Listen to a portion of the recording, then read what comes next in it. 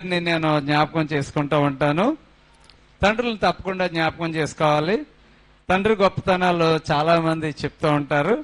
అలాగే తండ్రులు పెట్టే కష్టాలు కూడా చాలా మంది పంచుకుంటూ ఉంటారు.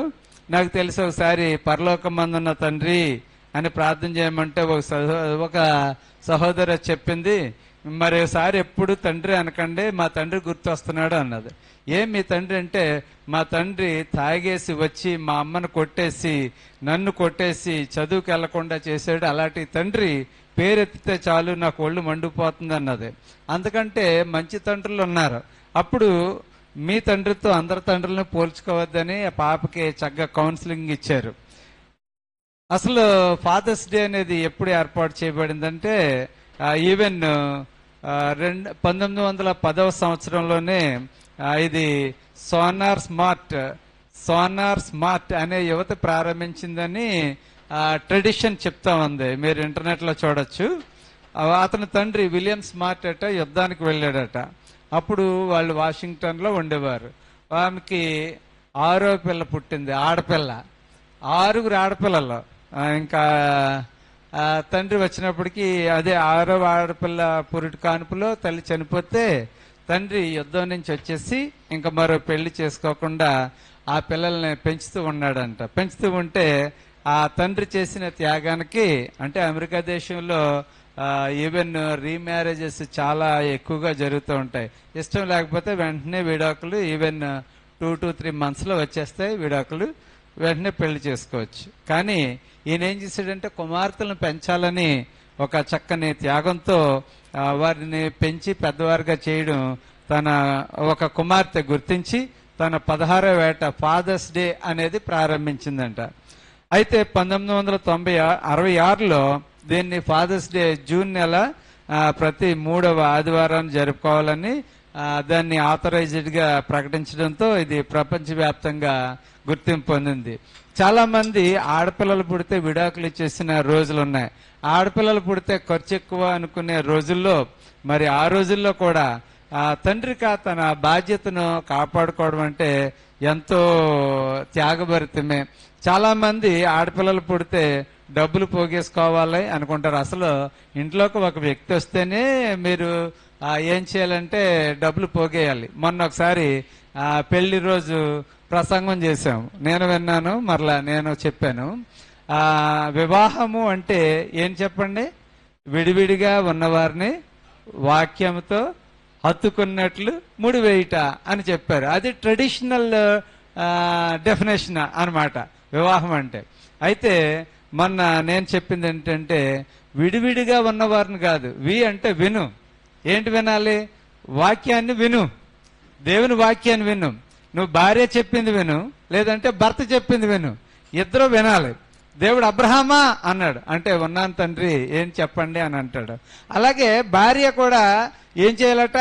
భర్త మాట వినాలట. భర్త ఏం చేయాలి? భార్య మాట వినాలి. అందుకనే ఒకరినొకరు గౌరవించుకోవాలని ఎఫెసీయులకు రాసిన పత్రిక 5వ అధ్యాయంలో చెప్తూ ఉన్నది. వాళ్ళు ఒకరి మాట ఒకరు వెనకే ప్రాబ్లమ్స్ వస్తూ ఉంటాయి. నా మాట నువ్వు వినాలి, నా మాట నువ్వు వినాలి, అదే గొడవ. నేను చదువుకున్నాను, నేను చదువుకోలేదా, నాకు ఉద్యోగం ఉంది, నాకు ఉద్యోగం లేదా, మొత్తానికి ఇద్దరు కూడా గొడవ పడుతూ ఉంటారు. వివాహం అది పటాపంచలైపోతుంది. అంటే విను, అంటే వాక్యంతో. ఎందుకు వాక్యం చదవాలి? చాలా మంది వాక్యం ఎందుకు చదువుతారు? మన ఆత్మీయ స్థితికి అనుకుంటూ ఉంటారు. కానీ ఇక్కడ ఏంటంటే it will give you a plan. వివాహం గురించిన సరైన అవగాహన ఇస్తుంది. వారు ఏంటంటే మీరు ఇద్దరు కాదు, మీరు ఒక్కటే శరీరం. ఆదికాండం 2వ అధ్యాయంలో ఏమంటారు తెలుసా? ఈ హేతువుని బట్టి ఏం చేస్తాడంటే అతడు తన తల్లిని తండ్రిని విడిచి భార్యను హత్తుకొను, వారు ఏక శరీరము అని అంటాడు. దీని గురించిన ప్లాన్ ఎక్కడుంటదంటే బైబిల్లోనే ఉంటది. బయట అయితే ఇతర వాటి గురించిన చర్చ మనకు లేదు. కానీ బైబిల్ ఏం చెప్తుంది? వివాహం గురించిన ప్లాన్ చెప్తా ఉంది. ఏం చెప్తుంది? కొరింథీయులకు రాసిన పత్రిక 7వ అధ్యాయంలో ఏం చెప్తుందంటే, ఒకవేళ నువ్వు వివాహం చేసుకున్నావా భార్యతో ఉండు, లేదంటే భర్తతో ఉండు.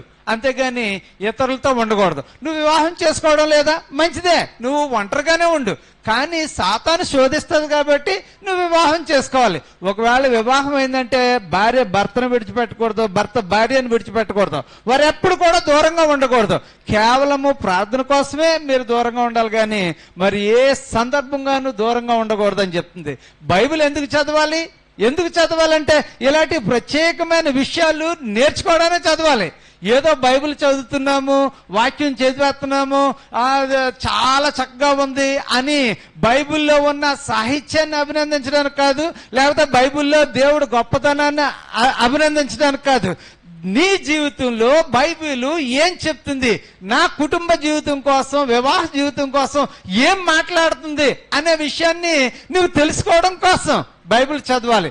వాక్యమును చదువు. ఎందుకోసం చదవాలి? దేవుడు నీ వివాహం గురించిన ప్లాన్ ఏం చేశాడు, అంతేకాదు నీ వివాహం గురించి దేవుడు ఏం వాగ్దానం చేశాడు అనేది కూడా బైబిల్లో ఉంది. 127వ దావీదు కీర్తనలో దేవుడు ఒక వాగ్దానం చేశాడు. కుమారులు యెహోవాను గురించి స్వాస్థ్యము గర్భఫలము ఆయన ఇచ్చు బహుమానము. అది దేవుడిచ్చిన వాగ్దానం. Why marriage?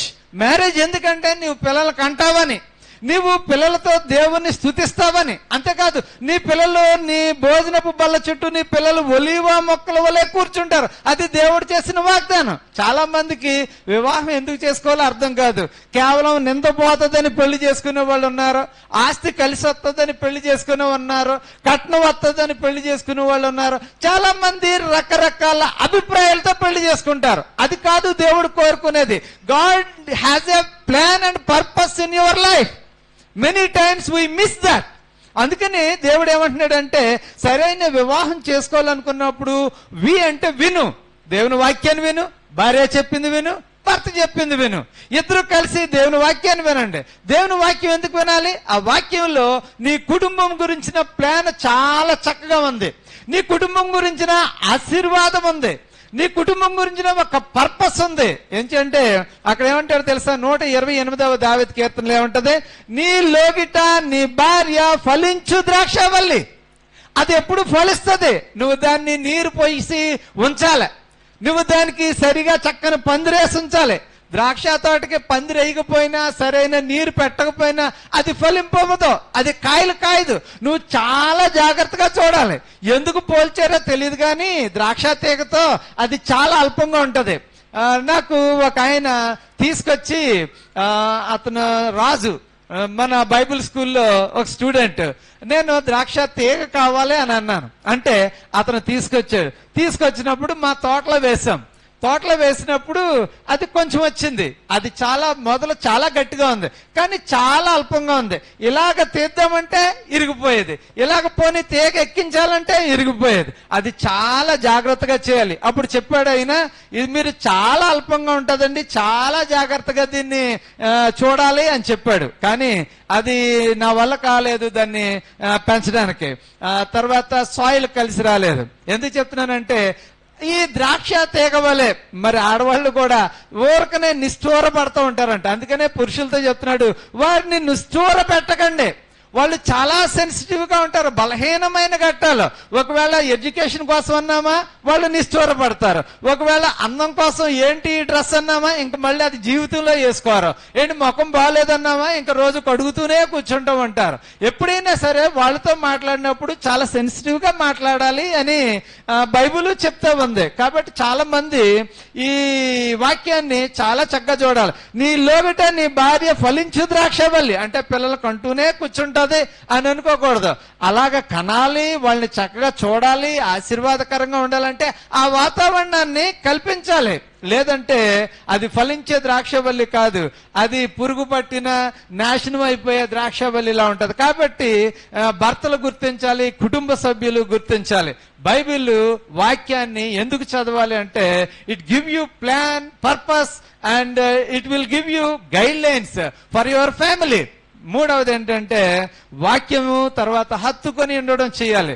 చాలా సార్లు పెళ్లి టైంలో వ్యాధి అందును, బాధ అందును, ఆరోగ్యం అందును, అనారోగ్యం అందును, ఈ మధ్యకాలంలో కరోనా అందును కూడా నిన్ను హత్తుకొని అని వాగ్దానం చేస్తారు. కానీ చిన్న గొడవ రాగానే మంచాలు వేరైపోతాయి, గదులు వేరైపోతాయి, అమ్మాయి అమ్మగారింటికి వెళ్ళిపోద్ది, అబ్బాయి అమ్మగారింటికి వెళ్ళిపోతాడు. ఇద్దరు కూడా హత్తుకోవడం అనేది ఉండదు. చాలా కేవలం ఒక మాట పట్టింపు. ఒకసారి ఒక సహోదరి బీరువా కొనుక్కున్నదంట, ఇంకో సహోదరితో చెప్పలేదంట. ఇద్దరికి మాట పట్టింపు వచ్చింది. నువ్వేం చేసినా సరే నాతో చెప్తలేదు, ఊరికనే గొడవ పట్టుకుని విడిపోతా ఉన్నారు. చాలా సార్లు ఏం జరుగుతుందంటే చిన్న మాట పట్టింపు. భర్తకి భార్యకి ఏముండదో ఒక చిన్న మాట పట్టింపు. ఏంటంటే మీ అమ్మని చూస్తున్నావు, మీ అక్కని చూస్తున్నావు, మీ చెల్లిని చూస్తున్నావు, ఇటు నువ్వు నా డబ్బులు పాడు చేసేస్తున్నావు. ఇలా అనుకుంటూ వాళ్ళు ఎందుకు దెబ్బలాడుకుంటారో తెలియని పరిస్థితిలో వాళ్ళు దెబ్బలాడుకుంటూ విడిపోతూ ఉంటారు. కానీ బైబిల్ ఏం చెప్తుందంటే నీ భార్యను నువ్వు హత్తుకుని ఉండాలి, నీ భర్తను నువ్వు హత్తుకుని ఉండాలి. బైబిల్ చాలా క్లియర్ గా చెప్తుంది. వివాహము అంటే చాలా మంది ఏం చెప్తారంటే ముడిపెట్టబడడం అంటారు. ముడిపెట్టబడడం కాదు, ముందు చూపు కలిగి ఉండడం. ఏంటది? ముందు చూపు అంటే you have to think about the future plan. ఏంటి ముందు చూపు? మా ఇంట్లో 4 ఉన్నారు, పెళ్ళి అయితే 5వ వాడు వస్తాడు. 5వ వాడు వచ్చిందంటే కొంచెం ఖర్చు ఉంటది. అక్కడి నుంచి జొమాటోలు ఉంటాయి, పిజ్జాలు ఉంటాయి, పార్టీలు ఉంటాయి. ఓకే, నెక్స్ట్ పురుడు ఉంటది, మళ్ళీ 1 లక్ష రూపాయలు ఖర్చు ఉంటది. ఈ ఖర్చు కోసం వాళ్ళు ముందు చూపు కలిగి ఉండాలి. పెళ్లి చేసుకుంటున్నామంటే ఏమి ఆషామాషి వ్యవహారం కాదు. ఒక వ్యక్తి ఇంట్లోకి వస్తాడు, అంతేకాదు వాళ్ళు బిడ్డల కోసం ముందు చూపు కలిగి ఉండాలి. వాళ్ళు తప్పకుండా పోగేసుకుంటూ ఉండాలి. నెలకు కనీసం 1000 రూపాయలన్నా ఇంటి కట్టినట్టుగా కడుతూ ఉండాలి.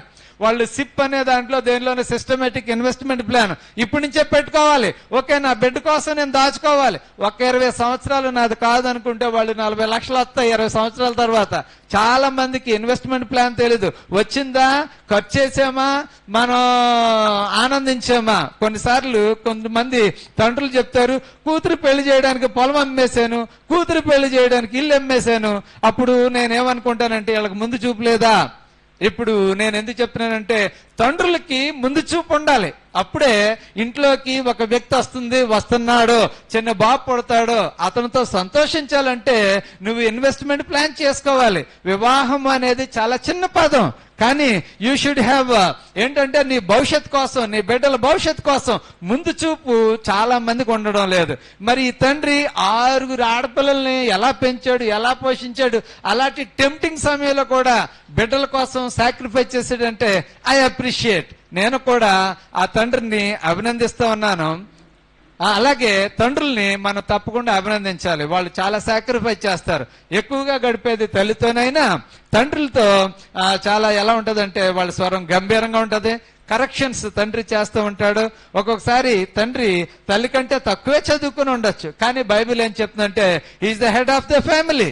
కాబట్టి తండ్రి మాటని ఎక్కువగా పిల్లలు ఏం చేయాలంటే గౌరవిస్తూ ఉండాలని బైబిల్ తెలియచేస్తా ఉంది. మనకి కూడా పరలోకపు తండ్రి, లేకపోతే భూలోకపు తండ్రి, ఆత్మీయ తండ్రి, ఇలాగ ఎన్నో పేర్లతో మనం పిలుస్తూ ఉంటాం. తండ్రి తన పిల్లల ఎడల జాలి పడినట్లుగా అంటూ ఉంటాడు. తండ్రి ఏంటంటే జాలి కలిగి ఉండాలి. తండ్రి శిక్షిస్తాడు, దండిస్తాడు. తండ్రి మన అవసరతలు తీరుస్తాడు. తండ్రి పోషకుడిగా ఉంటాడు. కాబట్టి మనము భూలోకంలో ఉన్న ఈ తండ్రులు మంచి తండ్రులుగా ఉండి వారి బిడ్డలకు సరి అయిన గైడెన్స్ ఇచ్చి మంచి ఉన్నతమైన పదవుల్లో కూర్చోబెట్టాలని నేను ఈనాడు తండ్రులైన వారందరినీ కోరుకుంటూ ఉన్నాను. చాలా మంది తండ్రులు ఏం చేస్తారంటే వాళ్లే పెరుగుతారు, వాళ్లే చూసుకుంటారు, నేనేం చేయక్కర్లేదు, వాళ్ళ అమ్మ చూసుకుంటుంది, వాళ్ళ మానమామలు చూసుకుంటారు, ఇలాగంటూ ఉంటారు. అది బాధ్యత కాదు, అది బాధ్యత రాహిత్యం ఏదో అంటారు. అంటే ఏంటంటే నువ్వు బాధ్యత కలిగిన తండ్రిగా ఉన్నావు అంటే తప్పకుండా నీ కొడుకు లేదా కూతురు యొక్క అవసరతలు చూడాలి, ప్రారంభం నుంచే చూడాలి. మన పరలోకపు తండ్రి మనల్ని పోషిస్తూ ఉన్నాడు. ఇశ్రాయేల్ని 40 సంవత్సరాలు పోషించాడట. కాబట్టి సారేపతి గ్రామంలో విధవరాలను పోషించాడు. అవసరతలో ఉన్నప్పుడు ప్రవక్తలను పోషించాడు. చాలా మంది తండ్రులట బిడ్డలకి అసలు కరెక్షన్సే చెప్పరట. గారాబం ఎక్కువైపోతుంది కాబట్టి కరెక్షన్ చేయరు. బైబిల్లో ఉన్నది ఏలి అనే ఒక యాజకుడు ఉన్నాడు. ఏలి తన జీవిత కాలంలో ఎప్పుడూ కొడుకుల్ని సరి చేయలేదట. అందుకనే వాళ్ళు భ్రష్టులు అయిపోయారు. చాలా సార్లు ఎవరైతే కొడుకులను సరి చేయలేదో, కూతుర్లను సరి చేయలేదో వాళ్ళు భ్రష్టులు అయిపోతారు. తండ్రి అన్న తర్వాత శిక్షించాలి, గద్దించాలి, ఆ బిడ్డలను సరిచేయాలి.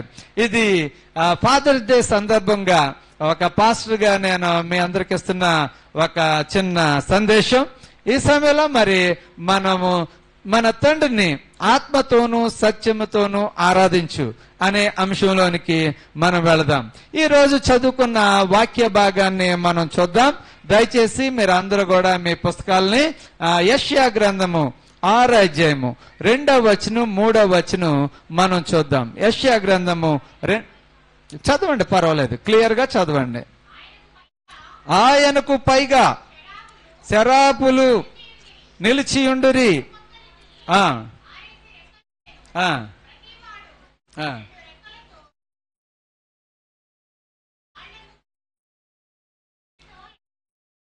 చాలా సంతోషం అమ్మా. ఈ యెషయా గ్రంథము అనేది బైబిల్ రెండో బైబిల్ అంటారు. కారణం ఏంటంటే అనేకమైన విషయాలు యెషయా గ్రంథంలో రాయబడినది. మెస్సియాను గూర్చిన ప్రవచనాలు ఇలా అనేకమైనవి. యెషయాకి క్రీస్తుకు పూర్వం 770 సంవత్సరంలో బహుశా హిజ్కియా కాలంలో సేవకు పిలువబడ్డాడు. బైబిల్లో ఉన్న ప్రత్యేకమైన అంశం ఏంటంటే ఇది ప్రతి రాజుకు ముడిపెట్టబడింది. ఏ రాజుల కాలంలో యెషయా ఉన్నాడు, ఏ రాజుల కాలంలో హిజ్కియా ఉన్నాడు, ఏ రాజుల కాలంలో మనష్షే ఉన్నాడు, ఏ కాలంలో అనేది చాలా క్లియర్ గా ఉంది. ఇక్కడ యెషయా ఒక దర్శనం చూస్తూ ఉన్నాడు. అతనికి దేవుడిచ్చిన దర్శనం. దేవునికి స్తోత్రం, హల్లెలూయా. మనం చాలా సార్లు దేవుని దర్శనం కోసం మనం ప్రయత్నం చేస్తాం, కానీ దేవుడు అందరికీ దర్శనం ఇవ్వడు. యెషయా నిజంగా దేవుని బిడ్డ, దైవజనుడు, ప్రవక్త. అందుచేత దేవుడు ఆయనకి ఇలాంటి దర్శనం ఇచ్చాడు. ఇలాంటి దర్శనాల కోసం మనం ఎదురు చూడాలి. దేవుడు ఇప్పుడు దర్శిస్తూనే ఉన్నాడు. ఆ దేవుని దర్శనాలు ఆగిపోయి నిలిచిపోయి అంటే మనం నమ్మవసరం లేదు. కారణం ఏంటంటే దేవుడు నిన్న నేడు నిరంతరము ఒకే రీతిగా ఉన్న దేవుడు. ఆయన ఒక కాలంలో దర్శించి ఒక కాలంలో దర్శనాలు నిలిపేసే దేవుడు కాదు. ఒక కాలంలో మాట్లాడి మరొక కాలంలో ఆపేసే దేవుడు కాదు. ఆయన ఎప్పుడు కూడా మనతో మాట్లాడే దేవుడు. ఎప్పటికీ కూడా దేవుడు తన వాక్యం ద్వారా మనతో మాట్లాడుతూ ఉన్నాడు. ఇక్కడ యెషయా ఏం చేస్తున్నాడంటే ఆయన యొక్క దర్శనాన్ని చూస్తూ ఉన్నాడు. ప్రభు ఆసీనుడై ఉండుట చూస్తూ ఉన్నాడు. అక్కడ దేవుని మందిరంలో ఇక్కడ చూస్తూ ఉన్నాడు. ఎవరును కూడా దేవుని యొక్క ముఖాన్ని చూడలేరు. ఆయన యొక్క పర్సనాలిటీని ఎవరు చూడరు. కానీ ఇక్కడ ఏమంటున్నాడంటే అక్కడ ఉన్న దేవదూతలు కూడా ఏం చేస్తున్నారు చూడండి. ఆయనకు పైగా శరాపులు నిలిచిండిరి. శరాపులు అంటే మహాదూతలు. శుక్రవారం దూతల యొక్క మన ఏంజిలాలజీ ఏదో అంటారు. అంటే ఏంటంటే దూతల యొక్క థియాలజీ మనం విన్నాం. దూతల్లో ప్రధాన దూత ఉంటది, దూతల్లో వార్తాహరులు ఉంటారు, దూతల్లో మహాదూతలు ఉంటారంటే ఇక్కడ చూడండి 1వ వచనంలో ఉంది. మహాదూతలు ఉన్నారు.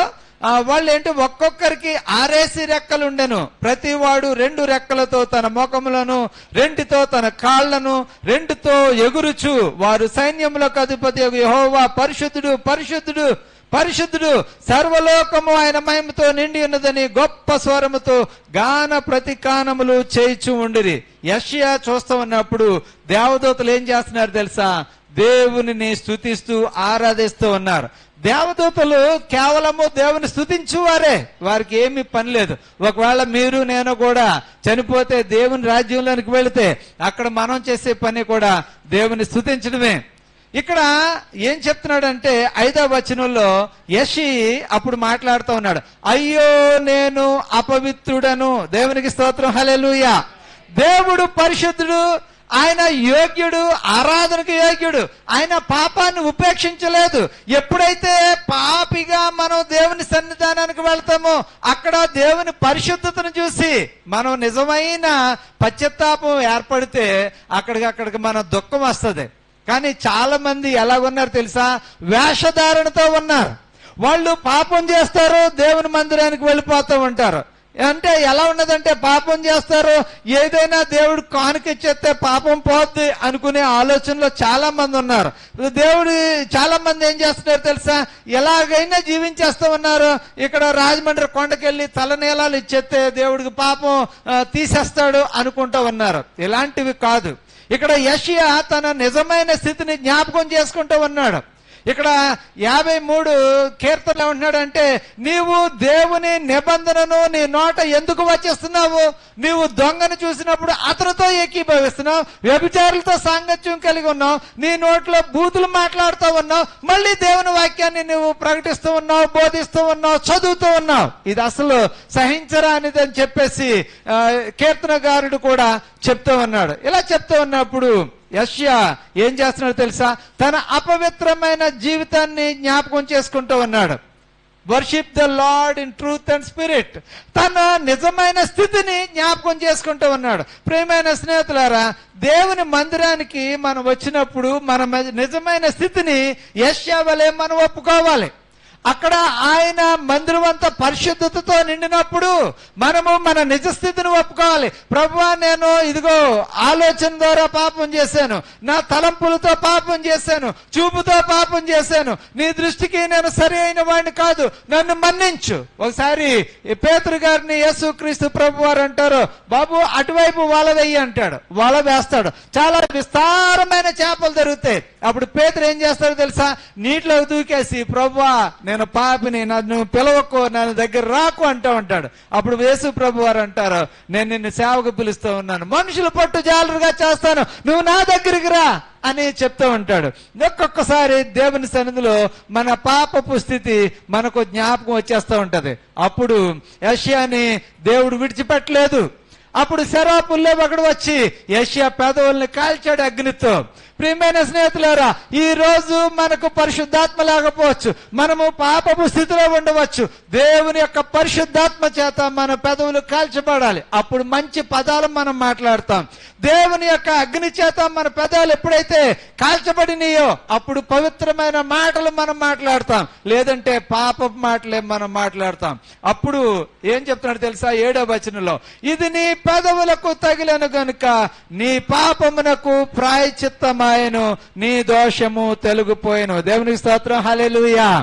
దేవుని యొక్క వాక్యము మన పెదవులకు తగిలినప్పుడు, కీర్తనకారుడు 119వ దావీదు కీర్తనలో అంటాడు, నీ వాక్యము నా హృదయంలో ఉన్నది కాబట్టి నేను పాపం మాట్లాడలేను, పాపం కోసం ధ్యానం చేయలేను. ఎప్పుడైతే దేవుని వాక్యము మన హృదయంలో, మన గోడల మీద ఉందో, మనం చదువుతూ ఉన్నామో, బూతు మాటలు మనం ఎలా మాట్లాడతాం, తప్పుడు మాటలు మనం ఎలా మాట్లాడతాం, కీడును ఎలాగా మనం క్రియేట్ చేస్తాం. ఒకవేళ అలా చేస్తూ ఉంటే యోధా ఇస్కరియోతు వలె నీ హృదయము సాతానుతో నిండిపోయిందని దాని అర్థం. యోధా ఇస్కరియోతు వలె నువ్వు దేవుని బిడ్డల కోసం కీడు తలపెడుతున్నావని దాని అర్థం. దేవుడు చాలా క్లియర్ గా ఈ రోజు మనకు తెలియచేస్తా ఉన్నాడు. ఇదిగో దేవుని వాక్యము నీ పెదవులకు తగలలేదా, నీ హృదయానికి తగలలేదా, నీ కళ్ళకు తగలలేదా, నీ జీవితానికి తగలలేదా? అందుకనే నీ దోషం పోలేదు, అందుకనే నీ పాపం పోలేదు, ఇంకా నువ్వు పాపంలోనే ఉన్నావు. అందుకనే నీ జీవితంలో ఎదుగుదల లేదు, నీ జీవితంలో ఇంకా కష్టకాలం అనిపిస్తూ ఉన్నావు. యెషయా వలె నువ్వు దేవుని సన్నిధిలో అయ్యో నేను పాపాత్ముడను అని ఎలుగెత్తేడిస్తే దేవుడు తన దూతలను పంపించి, తన వాక్యాన్ని పంపించి నీ పెదవులను కాలుస్తాడు, నీ యొక్క పాపమునకు ప్రాయశ్చిత్తం చేస్తాడు. అప్పుడు యెషయా ఏమంటున్నాడు తెలుసా? అయ్యో నేను పాపాత్ముడను. తన ఆరాధన హృదయాంతరంగాల్లోంచి వస్తా ఉంది. తన బాహ్య వర్షిప్ కాదు. ఒక్కొక్కసారి చాలా చక్కగా ఊగిపోతూ డాన్స్ చేయొచ్చు, అబ్బో అయ్యో బాబా ఆయన ఎంత బాగా చేస్తాడండి వర్షిప్. తన యొక్క అది నటన జీవితమేమో. కొన్నిసార్లు నేను ఆలోచిస్తూ ఉంటాను, మీరు ఎప్పుడైనా పెళ్ళిళ్ళకి వెళ్ళారా? పెళ్ళిళ్ళలో గిఫ్ట్లు ఇస్తూ ఉంటారు, చూసారా మీరు? పెళ్లిళ్ళలో గిఫ్ట్లు ఇస్తారు, చాలా బాగుంటది. ఒక అతను చాలా మంచి గిఫ్ట్ తీసుకొచ్చాడు ఒక పెళ్లికి, ఎంత పెద్ద గిఫ్ట్. దాని ప్యాకింగ్ ఖరీదు ఉంటది ఒక 100 రూపాయలు అలాగే, ఎందుకంటే రిబ్బను ఆ పేపరు చాలా చక్కగా ఉంది. దాన్ని ఇప్పుడే ఓపెన్ చేయండి అని చెప్పారు. ఎవరికి గిఫ్ట్? పెళ్ళికొడికి గిఫ్ట్. ఓకే, చాలా బాగుంది, అక్కడ పెట్టారు. ఎప్పుడు మొదలు పెట్టారు, అది లేయర్గా ఉంది. అంటే ఇన్ని న్యూస్ పేపర్లో ఒక న్యూస్ పేపర్ ఇప్పారు, మళ్ళీ ఇంకొక పేపర్, మళ్ళీ ఇంకొక పేపర్, మొత్తం అంతా ఇప్పినప్పటికీ అందులో ఏమీ లేదు. అందరూ ఒక్కసారిగా నవ్వారు. అంటే అది చూడడానికి ఎంతో అందమైన గిఫ్ట్ లాగా ఉంది, చాలా ఖరీదైంది ఉన్నదేమో అనిపించేలాగా ఉంది. కానీ మొత్తం అంతా ఇప్పినప్పటికీ ఇట్ ఈస్ అ ఫన్. అనేక సార్లు మన ఆరాధన జీవితం కూడా ఫన్ అలాగా ఉంటది. మనం ఎంతో ఆనందంగా ఆసక్తిగా చేస్తామంటాం, అది ఎక్స్టర్నల్. చూసిన వాళ్ళు అబ్బా ఎంత బాగా పాడారు, ఎంత చక్కగా వర్షిప్ ఆరాధన, కానీ మన నిజమైన జీవితము దేవునికి ఎంత దగ్గరగా ఉంది? అది ఎంటీ గిఫ్ట్ లాగా ఉన్నదా, లేదంటే నిజంగా దేవుని సంతోషపెట్టేలాగుందా మనం ఆలోచించాలి. ఇక్కడ యెషయా ఈజ్ నాట్ ఎంటీ గిఫ్ట్. అతను ఏమన్నాడు తెలుసా? నిజమైన ఆరాధన అనుభవంలోనికి వెళ్తా ఉన్నాడు. ప్రభువా, నిజంగా చూస్తే ఆ కెరూబుల వల్లే నేను చేయలేకపోతా ఉన్నాను, నిన్ను ఆరాధన చేయలేకపోతా ఉన్నాను. ఇదిగో నేను నా నిజ స్థితిని జ్ఞాపకం చేసుకుంటా ఉన్నాను, నేను పాపాత్ముడనే అని ఎప్పుడైతే యెషయా చెప్తున్నాడో దేవుడు అతన్ని విడిచిపెట్టలేదు. అతను ఏమన్నాడు తెలుసా? Don't worry, I will make you whole. నిన్ను సరైన వాడిగా చేస్తాను, నిన్ను బాగా చేస్తాను అని చెప్తా ఉన్నాడు. ఒక్కొక్కసారి ఈ మ్యూజికల్ ఇన్స్ట్రుమెంట్ ఉంటది, ఈ మ్యూజికల్ ఇన్స్ట్రుమెంట్ ని మీరు చూస్తున్నారు. ఇది చూస్తే ఏ విధమైన సౌండ్ రాదు, సౌండ్ లోపల నుంచి రావాలి. సౌండ్ ఎక్కడి నుంచి రావాలి? లోపల నుంచి రావాలి. లోపల నుంచి రాలేదు అనుకోండి సౌండ్, ఓ సరిగా ఇది సరిగా వాగడం లేదనుకుంటాం, లోపల నుంచి వస్తుంది. బయట చూసిన వెంటనే సౌండ్ రాదు. మనం కూడా బయట చూసిన వెంటనే బాగా సౌండ్ వచ్చినట్టుగా కనబడతాం, నిజానికి మన సౌండ్ లోపల నుంచి రాదు. మన హృదయాంతరంగాల్లోంచి నిజమైన ఆరాధన రావాలి. సత్యముతో ఆరాధన, ఆత్మతో ఆరాధన. చాలా మంది సత్యము ఆరాధన, సత్యము ఆత్మ ఈ రెండు ఉండాలి. నేను మా నాన్నగారు పెంతకోస్తు అంటే ఇక్కడ ఈ రోజుల్లో అలా లేదు. పెంతకోస్తు అంటే ఎలా ఉండదు తెలుసా? డ్రమ్ కొట్టేవారు. అప్పుడు క్యాషియల్ లేవు, గిటార్లు లేవు, చిన్న చిన్న షెడ్లలో ఉండేవి చర్చిలు, తాటాకిల్లులు. ఇంత మార్నింగ్ 9కి స్టార్ట్ చేసేవారు, సాయంకాలం 4 అయిపోయేది ఇంటికి వెళ్ళినప్పటికి. పాటల్లో, ప్రసంగం మధ్యలో పాటలు, సాక్ష్యాలు, ఇంకా అందరూ కూడా చెప్తూ ఉండేవారు. అక్కడ ఆత్మారాధన అనేవారు. ఈ రోజుల్లో మనం నుంచుని ప్రార్థన చేస్తున్నాం, వాళ్ళు ఆ రోజుల్లో మోకరించి డ్రమ్ము కొట్టి వాళ్ళందరూ పాటలు పాడుతూ ఉంటే చప్పట్లు కొడితే మోకాళ్ళ మీద గెంతుతూ ఉండేవారు. అదంతా చాలా ఏంటంటే మొత్తం నిండిపోతూ ఉండేది, ఏంటంటే గాలితో అలా నిండిపోతూ ఉండేది. చెమటలు పట్టేసి తెల్ల బట్టలు వేసుకునేవారు, అవన్నీ కూడా తడిసిపోయి ముద్దయిపోయి వాళ్ళు ఆత్మ ఆత్మ పొందండి పొందండి పొందండి అని చెప్తా ఉంటే అందరూ చాలా చక్కగా, కొంతమంది భాషల్లో మాట్లాడేవారు, కొంతమంది చాలా అరిసేవారు, కింద పడి కొట్టేసుకునేవారు. చాలా చక్కగా పెంతెకోస్తు ఆరాధన. కొంతమంది, నేను అదే టైంలో వేరేగా డినామినేషన్కి వెళ్ళాను, అక్కడ గ్రీక్ నేర్పించేవాడిని. గ్రీక్ నేర్పించినప్పుడు అక్కడ పెంతెకోస్తుకి డెడ్ వ్యతిరేకం. అక్కడ చప్పట్లు కొట్టరు, హార్మోనియాలు ఉండవు, డ్రమ్ ఉండదు, హల్లెలూయా చెప్పకూడదు. పాట చాలా తీరుబడిగా పాడాలి, చాలా మనసుతో పాడును ఆత్మతో పాడుదును అని బైబిల్లో ఉన్నది. కాబట్టి మనం డ్రమ్స్ ఏం వాయించకూడదు, చప్పట్లు కొట్టకూడదు, ఆడవాళ్ళు బైబిల్ చదవకూడదు, మగవాళ్లే ప్రార్థన చేయాలి. మొత్తం టోటల్గా వ్యతిరేకం. ఎలా ఉంటుందంటే ఒకళ్ళేమో లీగలిస్టిక్, ఒకళ్ళేమో ఏంటి ఓన్లీ ఎక్స్టసీ. అంటే ఇంకేం చెప్పాలంటే వాళ్ళు ఎలా ఉంటారంటే ఎమోషనల్ అయిపోతూ ఉంటారు. కానీ బైబిల్ ఏం చెప్తుంది తెలుసా? ఒక పక్షికి 2 రెక్కలు ఉంటాయంట. పక్షికి 2 రెక్కలు, ఒక్క రెక్కతో ఎగరలేదు. మనము దేవుణ్ణి ఒక్కదాంతోనే మనం ఆరాధన చేయకూడదు. మనకి ఆత్మ ఉండాలి, అలాగే సత్యము ఉండాలి. మనము బైబిల్ ప్రకారం ఉండాలి, అలాగే ఆత్మతో ఉండాలి. నేను ఇదే నిజము, ఇదే రాయబడింది, దావీదు వల్లే పిచ్చి వాయిద్యాలు కల్పించుకుంటారన్న టోటల్ గా వాటిని చేయకూడదు. అక్కడ ఎందుకు రాశాడు? ఒకవేళ ఎక్కువ వాయిద్యాలు ఉన్నాయి కాబట్టి ఏదో ఎమోషనల్ గా ఆమోస్ అని ఉండవచ్చు, కానీ ప్రతి చోట కూడా వాయిద్యాలు వాయించాలని రాయబడి ఉంది. లేనప్పుడు లేవు, ఇప్పుడు ఉన్నప్పుడు వాయించడానికే. కానీ చాలా మంది దీనికి టోటల్ గా వ్యతిరేకంగా ఉన్నారు. అదంటే బైబిల్ ఎక్కడ మాట్లాడుతుందో నేను ఎక్కడా మాట్లాడుతాను, అక్కడే మాట్లాడు బాబు, కానీ దీన్ని టోటల్ గా రిజెక్ట్ చేయకూడదు కదా. చాలా మంది ఏం చేస్తున్నారంటే ఒక్క రెక్కే కొంతమంది దగ్గరికి వెళ్ళినప్పుడు కేవలము ఆత్మ ఆత్మ ఆత్మ ఆత్మ ఆరాధన ఆత్మస్తుతి అంటూ కేవలము దానికోసం చెప్తూ ఉంటారు. కొంతమంది చోటుకి వెళ్ళినప్పుడు లీగల్ సత్యము సత్యము సత్యము అంటూ ఈ ఆత్మ అనే విషయాన్ని మర్చిపోతూ ఉంటారు. కొంతమంది అద్భుతాలు అద్భుతాలు అద్భుతాలు అంటారు. కొంతమంది ఏమంటారంటే ఓ క్రీస్తు క్రీస్తు సంఘం, ఓ దేవుడు తన స్వరక్తం ఇచ్చి సంపాదించిన సంఘం అంటూ దీన్ని నిర్లక్ష్యం చేస్తూ ఉంటారు. అప్పుడు ఏమవుతుందంటే మొత్తంగా అక్కడ కాంట్రరీగా ఉంటది. మనం ఏం చేయాలంటే రెండు కలిసిన ఒక చక్కని ఆరాధన మనం నడిపించవలసిన అవసరం ఎంతైనా ఉంది. Don't neglect.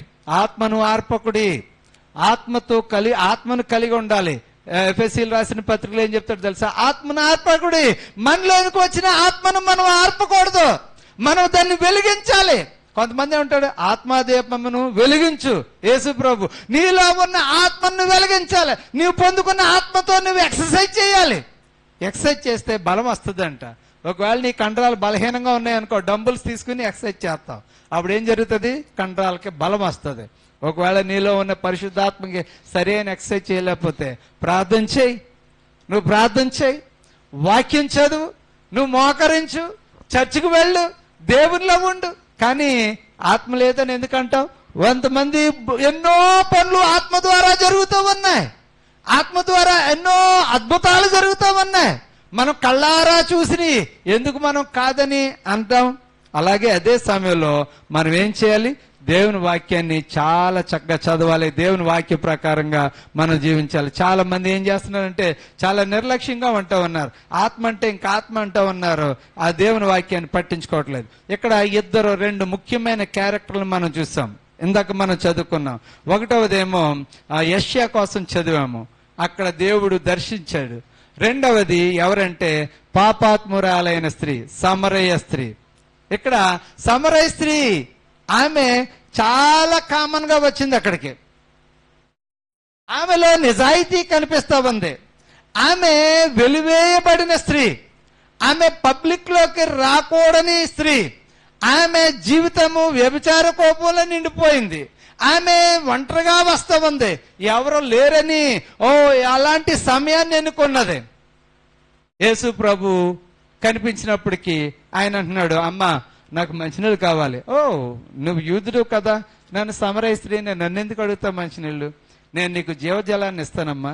అయితే అయ్యా మెస్సియా వస్తాడని నాకు తెలుసు. ఆమెలో ఒక యథార్థత కనిపిస్తా ఉంది. నీ భర్తను తీసుకురమ్మా. నాకు నిజంగా అయితే భర్త లేరు. మరి ఇప్పుడు ఉన్నవాళ్ళు నిజమే, నా 5 భర్తల కోసం నువ్వు చాలా క్లియర్గా చెప్పావు. అయితే నీవు ప్రవక్తవై ఉండొచ్చు, నువ్వు దేవుని కుమారుడు అయి ఉండొచ్చు. ఎప్పుడైతే నిజమైన ఎన్కౌంటర్ అక్కడ జరిగిందో, ఎప్పుడైతే దైవత్వాన్ని ఒక స్త్రీ కలుసుకున్నదో, ఎప్పుడైతే దేవుణ్ణి యెషయా లేదంటే సమరయ స్త్రీ లాంటి వారు ఎదుర్కొన్నారో, ఆయనతో సంభాషణ జరిగిందో, ఇద్దరికి ఒకటే ఒక మోటివేషన్ ఏంటి తెలుసా? నేను వెళ్ళి ఈ సువార్తను ప్రకటించాలి, నా దేవునిని నేను ప్రకటించాలి. దేవునికి స్తోత్రం, హల్లెలూయా. ఈ రోజు ఆత్మను పొందుకున్న నువ్వు క్రీస్తు ప్రభుని ప్రకటించడానికి బయలుదేరాలి. ఈ రోజు దేవుని సత్యాన్ని తెలుసుకున్న నీవు క్రీస్తు కోసం 10 మందికి నేర్పించడానికి వెళ్ళాలి. కారణం ఏంటంటే యెషయా ఏమంటున్నాడు తెలుసా? నీ ఎవరు వెళ్తారో నన్ను పంపించు. చాలా మంది యోధా జనులు నాశనం అయిపోతున్నారు, ఇశ్రాయేలు ప్రజలు నాశనం అయిపోతున్నారు. ఎలాగా నేను ఎవరిని పంపించాలి? యెషయా ఏమంటున్నాడు తెలుసా? వేరొకరి కోసం ఎవరిని రిఫర్ చేయలేదు, నన్నే పంపించు. ఈ రోజు నీవు నేను చేయాల్సిన ప్రార్థన ఏంటంటే, నేను పాపపు స్థితిలో ఉన్నాను. అవును, సమరయ స్త్రీ కూడా పాపపు స్థితిలోనే ఉంది. కానీ ఆమె ఏం చేసింది తెలుసా? వెళ్ళింది, గ్రామంలోకి వెళ్ళింది, ప్రకటించింది. యెషయా ఎప్పుడైతే ప్రవక్త దేవదూత తన పెదవులను కాల్చిందో నన్ను పంపించు అంటా ఉన్నాడు. ఈ రోజు పరిశుద్ధాత్మ అనుభవంలోనికి ఎదిగిన నీవు, పరిశుద్ధాత్మ చేత నడిపించబడుచున్న నీవు ఏం చేయాలంటే ఈ విధంగా మనము కూడా వెళ్ళి ప్రకటన చేయాలి. I appreciate Andrews mission. Andrew mission వారు చాలా చక్కగా they have taken up the mission work of Jesus. వారు గ్రామాల్లోనికి వెళ్ళి దేవుని యొక్క సువార్తను కథల రూపంలో చెప్పడం చాలా అభినందించిన సంగతి. దేవుడు వారిని దీవించిన గాక. దేవుడు యెషయా వలె వారిని వాడుకొను గాక. ఆమె మరి సమరయ స్త్రీ ఒకవేళ ఆమె పాపాత్మురాలై ఉండొచ్చు, కానీ యేసు ప్రభు వారు ఆమెను ఎన్నుకున్నారే. నువ్వు రిజెక్ట్ చేయొచ్చు, నేను రిజెక్ట్ చేయొచ్చు, సమాజం రిజెక్ట్ చేయొచ్చు, కానీ దేవుడు ఎన్నుకున్నాడు మనకు తెలీదు. ఒకసారి దేవుడు రాహాబును ఎన్నుకున్నాడు. రాహాబు ఆమె ఉంచిన విశ్వాసాన్ని బట్టి ఏం చేసింది తెలుసా? ఆ ఇంటి వారు రక్షించబడ్డారు. ప్రియమైన సహోదరి సహోదరుడా, చూడడానికి అపియరెన్స్ అద్భుతంగా ఉండొచ్చు, కానీ హృదయము అబ్షాలోము వలె నీచమైన దానిగా ఉండొచ్చు. చూడడానికి చాలా గొప్పగా ఉండొచ్చు. యోవాబు లేకపోతే పెద్ద పెద్ద యెషయా ఇంటి దగ్గర తన కుమారులందరినీ చూసి ఇతను కావచ్చు, ఇతను కావచ్చు, ఇతను కావచ్చు అంటే దేవుడు ఏమన్నాడు తెలుసా? వాళ్ళందరినీ నేను రిజెక్ట్ చేస్తా ఉన్నాను. అదిగో ఆ ఇంట్లో ఒక చిన్నవాడు ఉన్నాడు, అతని హృదయం నాకు చాలా దగ్గరగా ఉంది. దేవుడు నీ హృదయాన్ని చూస్తున్నాడు, నీ ఆలోచనలు చూస్తున్నాడు. దేవుని మనం ఆత్మతోనూ సత్యంతోనూ ఆరాధించాలి. ఆత్మతోనూ సత్యంతోనూ మనం ఎలాగ ఆరాధన చేస్తాం? ఒక్కొక్కసారి ప్రతిరోజు మనము ఉదయం లేదంటే సాయంకాలం తప్పకుండా మనం బైబిల్ చదవాలి. బైబిల్ మనకు ప్లాన్ ఇస్తుందని చెప్పాను. బైబిల్ మనకి ఆశీర్వాదాన్ని ఇస్తుంది. బైబిల్ మనకు ఒక గురిని ఇస్తుంది. మనల్ని ఎప్పుడు కూడా కడుగుతూ ఉంటుంది. అది మనల్ని సరి చేస్తా ఉంది. ఈరోజు తండ్రి నిన్ను సరి చేయలేకపోవచ్చు, నీ మాస్టర్ నిన్ను సరి చేయలేకపోవచ్చు, నీ కౌన్సిలర్ చెప్పిన మాట నువ్వు వినకపోవచ్చు, కానీ దేవుని వాక్యము బైబిల్ నిన్ను సరి చేస్తా ఉంది. నీ పెదాలు ఉంది దేవుని వాక్యం చేత. కాబట్టి నువ్వు అనుదినము చదవాలి. నువ్వు చదవడం మానేస్తే నీ ఆత్మీయ జీవితం చచ్చిపోద్ది. నువ్వు చదవడం మానేస్తే నీలో ఉన్న ఆత్మకు ఆహారం దొరకదు. కాబట్టి బైబిల్ చదవాలి. నువ్వు ప్రార్థన చేయాలి. ప్రార్థనలో దేవునితో మాట్లాడతాం. నువ్వు నీ కుమార్తెతో మాట్లాడడానికి, తో మాట్లాడడానికి, దూరంలో ఉన్న మన బంధువుతో మాట్లాడడానికి సెల్ ఫోన్ రీఛార్జ్ చేయించుకుని అయిపోతే మళ్ళీ రీఛార్జ్ చేయించి మాట్లాడుతూ ఉంటాం. మరి మన పరలోకపు తండ్రితో ఎన్నిసార్లు మాట్లాడుతున్నాం మన పరలోకపు తండ్రితో మనం మాట్లాడాలి.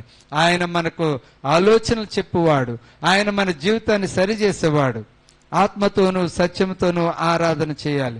ప్రతిరోజు కూడా నువ్వు బైబిల్ చదవాలి, ప్రార్థన చేయాలి, సహవాసం కలిగి ఉండాలి. సహవాసం లేకపోతే ఎదుగుదల లేదు. కొన్నిసార్లు ఇంట్లో కూర్చుని నేర్చుకుంటానంటే పని జరగదు. నువ్వెప్పుడు కూడా 10 మందితో కూర్చుని నేర్చుకున్నప్పుడే నీవు ఆశీర్వదించబడతావు. అందుకనే హెబ్రీయులు రాసిన పత్రికలో ఏమంటున్నాడంటే, కొందరు మానుకొనుచున్నట్టుగా మీరు సమాజముగా కూడుట మానక. అసలు సమాజముగా కూడే అలవాటు తప్పిపోయింది. చాలా సార్లు కరోనా తర్వాత ఇండివిడ్యువల్ ప్రేయర్స్, ఒక్కొక్కళ్ళం జూమ్ లో చూస్తాం, ప్రార్థన చేసేసుకుంటాం, మనం వెళ్ళాం. కానీ బైబిల్ ఏం చెప్తుందంటే సహవాసముగా కూడుట మానవద్దు. నువ్వు సహవాసముగా ఎప్పుడైతే కూడావో అక్కడ దేవుని పరిశుద్ధ ఆత్ముడు పనిచేస్తాడు. అక్కడ నిజమైన దేవుని వాక్యము అందించబడుతుంది. ఆ విధంగా నువ్వు ఆత్మలో ఎదిగించబడుతూ ఉంటావు. ప్రియమైన సహోదరి సహోదరుడా, దేవుడు ఈ రోజు మన అందరితోనూ మాట్లాడుతున్నాడు. నీ పరలోకపు తండ్రిని నువ్వేం చేయాలంటే ఆత్మతోనూ సత్యంతోనూ ఆరాధన చేయాలి. మనందరి జీవితాల్లో దేవుడు చాలా చక్కని వాక్యాలని ఈ రోజు మనకిచ్చాడు. కాబట్టి మనమందరం కూడా మన యొక్క పాప స్థితిని దేవుని సన్నిధిలో ఒప్పుకోవాలి. పాపాత్మురాలైన స్త్రీ తను కన్ఫెస్ అయింది. దేవుని యొక్క దర్శనం ఆవిడకి కలిగింది. యెషయా తను కన్ఫెస్ అయ్యాడు. దేవుని దర్శనం అవడంగా మాత్రమే కాదు, అతను ప్రవక్తగా దేవుడు అభిషేకించి పంపించాడు. ఈ రోజు ఇక్కడ కూర్చున్న మన ప్రియ సహోదరి సహోదరులలో దేవుడు నిన్ను ఎన్నుకున్నాడు కాబట్టి నువ్వు ఇక్కడ ఉన్నావు. దేవుడు నిన్ను ఇక్కడ తీసుకొచ్చాడు కాబట్టి నువ్వు ఇక్కడికి వచ్చావు. అనుకోవచ్చు కొన్ని సమస్యలు రావచ్చు, కొన్ని శోధనలు రావచ్చు, కొన్ని అడ్డంకులు రావచ్చు. అయినప్పటికీ దేవుని చిత్తం మనలో ఉన్నదని మనం గుర్తుంచుకోవాలి. దయచేసి ఈ సమయంలో మనం అందరూ కూడా కళ్ళు మూసుకుందాం. ప్రభువా, నువ్వు నాతో మాట్లాడినందుకు నీకు వందనాలు తెలియజేస్తా ఉన్నాను.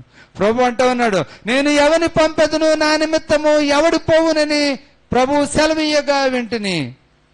దేవుడు తెలియజేస్తా ఉన్నాడు, నేను సువార్త కోసం ఎవరిని పంపించను, నాకు సాక్ష్యంగా చెప్పడానికి నేను ఎవరిని పంపించను. ఈ రోజు నువ్వు ప్రార్థన చేస్తావు, ప్రభువా నన్ను పంపించు, నేను నీ కోసం సాక్షిగా నిలబడాలనుకుంటూ ఉన్నాను, నీ వాక్యాన్ని పంచాలనుకుంటూ ఉన్నాను. అవును, నేను పాపాత్మురాలనే, కానీ నీ వాక్యం చేత నా పెదవులను కాల్చు, నా హృదయాన్ని కాల్చు, నా జీవితాన్ని కాల్చు, పవిత్రపరచు. నేను అబద్ధ జీవితంలో జీవిస్తూ ఉన్నాను, మోసకరమైన జీవితంలో జీవిస్తూ ఉన్నాను. సమరయ స్త్రీ అంటున్నది, అవును, నా నిజమైన స్థితిని నువ్వు తెలియపరచావు. దేవుని సన్నిధిలో మన నిజమైన స్థితి తెలియజేయబడుతూ ఉంటది. ప్రియమైన సహోదరి సహోదరుడా, అప్పుడే నీకు జీవితానికి ఆశీర్వాదం, అప్పుడే నీ జీవితానికి దీవెన, ఆశీర్వాదం. నువ్వు చాలా గొప్పదాని అవుతావు, గొప్పవాడు అవుతావు. సమరయ స్త్రీ చాలా గొప్పదైపోయింది. ఆ ఊరు వారందరికీ కూడా ఆమె గొప్ప ప్రవక్తనే అయిపోయింది. మేము ఇకపై ఆమె చెప్పినది కాదు కానీ మేము కనులారా చూస్తాము. కాబట్టి ఇప్పుడు నేను నిన్ను నమ్ముకుంటూ ఉన్నాను. నీ ద్వారా ఎంతమంది ప్రభులోనికి వస్తూ ఉన్నారు.